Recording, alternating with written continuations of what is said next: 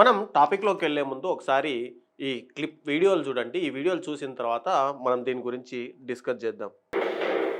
ఎందుకు పక్కనే నీకు పనులు ఎక్కడయ్యా? आप लोग 3 साल में ये तय नहीं कर पा रहे हो किसको पहले करना है काम? ఏం సమాజం పడతారా మీరు? ఏం నువ్వేం తలకాయ ఉందా లేదా? ఈ వీడియోలో కనిపించిన వ్యక్తులు మీరు చాలామంది చూసే ఉంటారు. వీళ్ళు చాలా ఫేమస్‌గా వీడియోలలో కూడా యూట్యూబ్‌లో కూడా మనకు కనిపిస్తుంటారు. అయితే దీంట్లో మొదటి వ్యక్తి అయినటువంటి విజయ్ ప్రతాప్. ఈయన ఏపీ ఫుడ్ కార్పొరేషన్ కమిషన్ చైర్మన్‌గా అయితే పనిచేస్తున్నారు. ఇక రెండో వ్యక్తి దీపక్ రావత్. ఈయన ఐఏఎస్ ఆఫీసర్. అయితే వీళ్ళు చేయాల్సినటువంటి పనేంటి? వీళ్ళు చేస్తున్నదేంటి? వాళ్ళు ప్రతిరోజు చేయాల్సిన పనిని ఇక్కడ రీల్స్ రూపంలో, వీడియోల రూపంలో క్రియేట్ చేసుకుంటూ ఇక్కడ సెల్ఫ్ ప్రమోషన్ చేసుకుంటున్నారు. అసలు ఇక్కడ ఒక చైర్పర్సన్‌కి ఉండాల్సినటువంటి అర్హతలేంటి? వీళ్ళ ఎలిజిబిలిటీ ఏంటి? వీళ్ళు చేయాల్సిన డైలీ వర్క్ ఏంటి? వీళ్ళు చేస్తున్నదేంటి అనేది మనం మాట్లాడుకుంటే, ఇక్కడ ఫుడ్ సేఫ్టీ అధికారిగా గానీ, లేదంటే ఒక వ్యక్తిని నియమించాలంటే ఈయన ముందుగా మెంబర్ ఆర్ ఫార్మర్ మెంబర్ అయ్యి ఉండాలి. ఇది ఇండియన్ సర్వీసెస్‌లో గానీ, లేదంటే స్టేట్ సర్వీసెస్‌లో గానీ వీళ్ళు ఒక మెంబర్ అయ్యి ఉండాలి. అయితే వీళ్ళ పరిధి అంటే వీళ్ళు ఆ ఫుడ్ కార్పొరేషన్‌కి గానీ, లేదంటే సంబంధిత తనిఖీల విభాగాలకు సంబంధించి దేంట్లో అయినా సరే వీళ్ళని 5 సంవత్సరాల కాల పరిమితితో అయితే తీసుకుంటారు. ఇక వీళ్ళకు ఏజ్ లిమిట్ 65 సంవత్సరాల వరకైతే ఉండాల్సి ఉంటుంది. ఇక నెక్స్ట్ వీళ్ళు మాట్లాడుకుంటే ఇక్కడ నేషనల్ ఫుడ్ యాక్ట్ ఏదైతే సెక్యూరిటీ యాక్ట్ 2013 ప్రకారం ఇక్కడ గవర్నమెంట్ వీళ్ళని అపాయింట్ చేసుకుంటుంది. దీంట్లో ఏం చేస్తారంటే ముందుగా ఒక చైర్పర్సన్ ఉంటారు. ఆ చైర్పర్సన్ కింద ఒక 5 మెంబర్స్ ఉంటారు. మరొక మెంబర్ ఏమో సెక్రటరీగా అయితే వీళ్ళు పోషిస్తుంటారు. అయితే ఇక్కడ వీళ్ళకు సంబంధించి డ్యూటీలు ఏముంటాయి అంటే కనుక వీళ్ళు మానిటర్ చేయాలి. సపోజ్ ఎగ్జాంపుల్గా ఏదైనా అంగన్వాడీ కేంద్రానికో లేదంటే స్కూల్లో మధ్యాహ్న భోజనానికో వెళ్ళినప్పుడు వీళ్ళందరూ కూడా అక్కడికి వెళ్ళి వీళ్ళు మానిటర్ చేయాల్సి ఉంటుంది. ఇక్కడ ఎంక్వైరీ చేయాలి. ఏమైనా వయోలేషన్స్ జరుగుతున్నాయా, ఏం జరుగుతున్నాయా అనేది కూడా ఎంక్వైరీ చేయాల్సి ఉంటుంది. ఆ ఎంక్వైరీ చేసినవి కూడా ఇంకా ప్రభుత్వానికి కూడా కొత్త ఏమైనా అడ్వైజులు ఇవ్వాలంటే ఈ కమిటీ అనేది ముఖ్యంగా అడ్వైజులు ఇస్తుంది. తర్వాత ఎక్కడైనా వయోలేషన్ జరిగితే అప్పీల్కి అంటే కోర్టులో వాళ్ళ అప్పీల్కి కూడా వీళ్ళు రిఫర్ చేసే అవకాశాలు ఉంటాయి. ఇక తర్వాత యాన్యువల్ రిపోర్ట్స్ను కూడా వీళ్ళు ప్రిపేర్ చేయాల్సి ఉంటుంది. వీళ్ళకు ఉండేటువంటి పవర్స్ ఏంటి? అయితే వీళ్ళు సివిల్ కోడ్స్ పవర్స్ వీళ్ళకు ఉంటాయి. తర్వాత ఫీల్డ్ ఇన్స్పెక్షన్స్ చేసే పవర్స్ ఉంటాయి. రివ్యూయింగ్ స్కీమ్స్ ఏదైనా గవర్నమెంట్ కనుక ఒక స్కీమ్ కనుక అనౌన్స్ చేస్తే దాన్ని రివ్యూ చేయడం కూడా వీళ్ళ బాధ్యతగా ఉంటుంది. తర్వాత పబ్లిక్కి అవేర్నెస్ చేయాల్సిన బాధ్యత కూడా వీళ్ళ పైన అయితే ఈ కమిటీ పైన అయితే ఉంటుంది. అయితే ఇక్కడ చైర్మన్ రోల్ ఏంటి? మెయిన్గా చూసుకుంటే చైర్మన్ రోలు ప్రెసిడింగ్ ఓవర్ మీటింగ్. ఇక్కడ మెంబర్స్తో ఏర్పాటు చేయడం, లేదంటే ఆయనకు సంబంధించిన శాఖకు సంబంధించినటువంటి అధికారులతో మీటింగ్ ఏర్పాటు చేసి ఆ తర్వాత ఒక అజెండా ప్రిపేర్ చేసి ఆ అజెండాని మీటింగ్లో వాళ్ళకి ఇవ్వడం కానీ, రిప్రజెంటింగ్ ద కమిషన్ని రిప్రజెంట్ చేయడం కానీ మెయిన్గా వీళ్ళ డ్యూటీగా అయితే ఉంటుంది. వీళ్ళకు మెయిన్గా చూస్తుంటే కనుక 2 కేటగిరీలుగా అయితే వీళ్ళని విభజిస్తారు. ఒకటి కేటగిరీ ఏ. అయితే కేటగిరీ ఏలో వీళ్ళ శాలరీ చూసుకుంటే కనుక పర్ మంత్ 2,77,500 రూపాయలు వీళ్ళ శాలరీ ఉంటుంది. కేటగిరీ బి వాళ్లకు 1,93,500 రూపాయలు పర్ మంత్ శాలరీ ఉంటుంది. ఇది కేవలం మీరు ఇక్కడ శాలరీ మాత్రమే.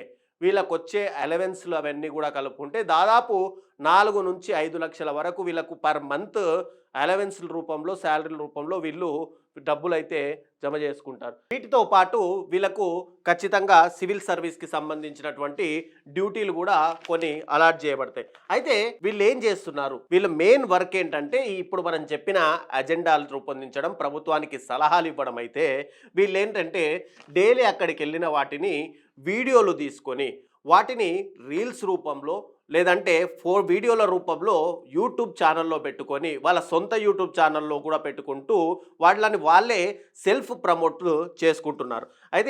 అయితే వీళ్ళు ఇక్కడ సెల్ఫ్ ప్రమోషన్ చేసుకోవడంతో పాటు అక్కడ మనం ఇందాక వీడియోలో చూసినట్టు ఏదైనా అవకతవకలు జరిగినా లేదంటే ఫుడ్ సరిగ్గా లేకపోయినా వాళ్ళ మీద యాక్షన్ తీసుకునే రైట్స్ వీళ్ళకు ఉంటాయి.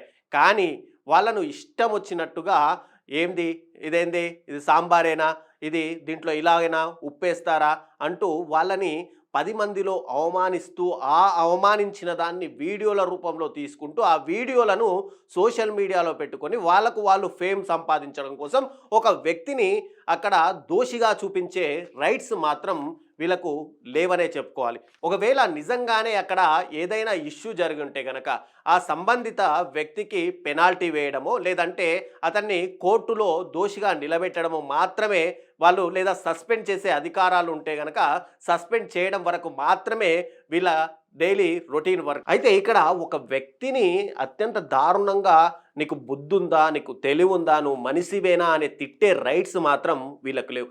ఎందుకంటే ముఖ్యంగా ఆ వ్యక్తికి సంబంధించి ఆ వ్యక్తి ఆ ఊరు వ్యక్తి అయి ఉండొచ్చు, లేదంటే ఆ ఏదైతే సోషల్ మీడియాలో వీళ్ళు అప్లోడ్ చేస్తున్న వీడియో వాళ్ళ పిల్లలు చూసే అవకాశాలు ఉన్నాయి, వాళ్ళ బంధువులు చూసే అవకాశాలు ఉన్నాయి, లేదంటే వాళ్ళకి తెలిసిన వాళ్ళు చూసే అవకాశం ఉన్నాయి. ఒక వ్యక్తిని తనను కించపరిచాడంటే ఒకవేళ తన పిల్లలే గనక ఆ వీడియో గనక చూస్తే తన తండ్రి ఒక దోషి అనే విషయము అతని మైండ్ సెట్లో పడిపోయి వాళ్ళ రోజు అంటే ప్రతిరోజు కూడా తన తండ్రి ఒక దోషిలాగానే వాళ్ళు చూస్తారు. ఇక చుట్టుపక్కల వాళ్ళ అవమానాలైతే మనం చెప్పుకోవాల్సిన అవసరం లేదు. అంతగా ఆ వ్యక్తిని దోషిగా నిలబెట్టే రైట్స్ మాత్రం వీళ్ళకి ఎవరిచ్చారు? వెళ్ళి తనిఖీలు చేయడానికి కానీ గవర్నమెంట్ స్కూళ్ళలో కానీ ఎక్కడైనా కానీ తనిఖీలు చేయడానికి వీళ్ళకు రైట్స్ ఉన్నాయి. రైట్స్ ఉన్నంత మాత్రాన అక్కడి వ్యక్తులను ఇష్టారీతిన అవమానించడం మాత్రం కరెక్ట్ కాదు. అవే రైట్స్ వీళ్ళకు చాలా వరకు ఉన్నాయి కదా. మరి ఆ రైట్స్ ప్రకారమే ఒక పొలిటీషియన్ దగ్గరకో లేదంటే ఒక పెద్ద లీడర్ దగ్గరకో లేదంటే పెద్ద వ్యాపారవేత్త దగ్గరకో వెళ్ళి ఆయన ఇంటి ముందు అలాగే వీడియో పెట్టుకొని ఆయనతో మాట్లాడే వీడియోలు ఎందుకు వీళ్ళు రికార్డు చేయట్లేదు? వాటిని ఎందుకు ఛానళ్ళలో అప్లోడ్ చేయట్లేదు? కేవలం మధ్యతరగతి లేదా బీద వాళ్ళపైన పూర్తిగా అజమాయిషి చెలాయించాల్సిన రైట్స్ వీళ్ళకు నిజంగానే ఎవరిచ్చారు? ఐఏఎస్ ఆఫీసర్ అనే వ్యక్తి ఖచ్చితంగా ఎందుకు పనిచేయాలంటే they work for change, they work for development, they work for duty. వీళ్ళు ఒక ఐఏఎస్ ఆఫీసర్లుగా ఉన్న వ్యక్తులు ఇలా కాకుండా కావాలంటే శేషన్ లాగా లేదంటే విష్ణుపాద సేతిలాగా సెట్ ఏ బెంచ్ మార్క్, ఆయన ఒక బెంచ్ మార్క్ని సెట్ చేశారు. ఇది డిజాస్టర్ మేనేజ్మెంట్లో సంబంధించి ఒక ఐఏఎస్ ఆఫీసర్గా ఉన్న వ్యక్తి డిజాస్టర్ మేనేజ్మెంట్లో ఒక బెంచ్ మార్క్ ఆయన క్రియేట్ చేశారు. ఆ బెంచ్ మార్క్కు సంబంధించి ఇప్పటికీ కూడా ఆక్స్ఫర్డ్ యూనివర్సిటీలో దాని గురించి ఇప్పటికీ రీసెర్చ్లు చేసుకోవడం కానీ దాని గురించి మాట్లాడుకుంటుంటారు. అలాంటి ఐఏఎస్ ఆఫీసర్లుగా వీళ్ళు మెయిన్గా బయటికి రావాలి. కానీ ఇలా ఇష్టారీతిన తక్కువ అని చెప్పి వాళ్ళ మీద ఇన్స్పెక్షన్కి వెళ్ళి వాళ్ళని అవమానపరచడం, అసహ్యించుకోవడం లాంటివి చేయకూడదు. టిఎన్ శేషన్ లాంటి ఐఏఎస్ల లాగా ఎంతో మందికి వీళ్ళు ఆదర్శంగా ఉండాలి. ఈ ఐఏఎస్ ఐపీఎస్ అనే వాళ్ళు 10 మందికి ఆదర్శంగా ఉండాలి. రాబోయే రోజుల్లో మేము కూడా అలా ఐఏఎస్ ఆఫీసర్ అవ్వాలి, అలాంటి ఒక బెంచ్ మార్క్ని క్రియేట్ చేయాలి అని చెప్పి అక్కడ యూత్లో ప్రోత్సాహం అందించాలి. కానీ వీళ్ళు చేస్తున్న దాన్ని ఈ వీడియోలు చూసిన వ్యక్తులు వీళ్ళు చేస్తున్నది రైట్ అని మీకు చూసే వాళ్ళకు అనిపించవచ్చు, కానీ ఇక్కడ డీఫేమ్ చేయడం మాత్రం ఖచ్చితంగా తప్పే. ఇది వాళ్ళ కుటుంబానికి, అక్కడ డీఫేమ్ అయిన వ్యక్తి కుటుంబానికి ఇది తీరని మచ్చగా ఒకటి మిగిలిపోయే అవకాశాలు ఉన్నాయి. వీళ్ళ వీడియోలకు ఇన్స్పైర్ అయ్యి రేపు పొద్దున మేము కూడా ఐఏఎస్ ఆఫీసర్ అయ్యి ఇలాగే వీళ్ళలాగా రీల్స్ చేస్తాము, వీళ్ళలాగానే ఖచ్చితంగా డీఫేమ్ చేస్తాము అని ఎవరైనా అయితే రాబోయే రోజుల్లో ఐఏఎస్ ఐపీఎస్లకు పూర్తిగా వాల్యూ తగ్గే అవకాశాలు ఉన్నాయి. అయితే ఈ ఇద్దరు ఐఏఎస్ ఆఫీసర్లు కనుక ఐపీఎస్ ఆఫీసర్లు చేస్తున్నది ఖచ్చితంగా ఇది మంచిదేనా కాదా అనేది కూడా మీ అభిప్రాయాల్ని కామెంట్ రూపంలో తెలియజేయండి.